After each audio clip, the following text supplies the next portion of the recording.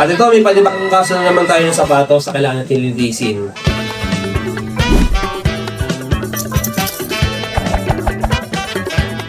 Medyo special sa akin to kasi kakaiba yung nangyari sa sapatos niya. Sasabi niya, help my Adidas special shoe color faded na. Nabilad niya raw sa araw ng sobra, wala pang 5 months, nag-fade daw. Naging color white yata. Na dating color green, nag-fade down, parang na-bleach down yung sapatos niya. So, ang isa sa mga nakikita nating reason kung bakit nangyari yan is hindi naman talaga dahil sa araw lang, no? Possibly, kaya niya tinapat sa araw kasi nilaban niya. Alam niyo ba guys, na karamihan, if not all, at least 90% ng mga suede shoes, nagbe-bleed ho yan. Especially pag hindi naman maganda yung ginamit mo na dye. Yung mga factory na paint or dye na ginagamit sa mga ganito, try mong labhan, lalo hindi ka maingat, nagbe-bleed ho talaga siya. Or, kung di man mag-bleed is, hindi siya nagbe-paint, no? So, ang naisip kong reason kung bakit nag-fade yun bigla, siguro doon pa lang sa paglaban niya nag-bleed na. Tapos, naarawan pa, mas lalo pa pong nawala yung kulay. Kaya, back to zero, no? Yung kulay ng shoes niya. So, ang payo natin dyan, gumamit po kayo ng Kekao suede dye. Kaganda sa suede dye, hindi po ito nagbe-bleed, especially yung mga dark color. Sa una, may konting bleed lang pag nilaban mo, pero pag tumagal, wala na po siyang bleed dahil permanent na po siya. Pero ganun pa rin po, no? Pag nilalabhan kahit hindi siya nagbe-bleed, iwasan nyo po na i-brush to ng sobrang tindi at sobrang daming sabon at papaarawan mo pa. No need ng paarawan. Kung pwede ito, sa electric fan lang, pwede na yan. Tatapat mo lang dyan. Isang araw, tuyo na po yan, no? Mas safe po yun. Lalong-lalo na, yung mga sapatos sa ganito, medyo pricey po yan, no? Ingat po kayo sa paglilinis ng mga sapatos.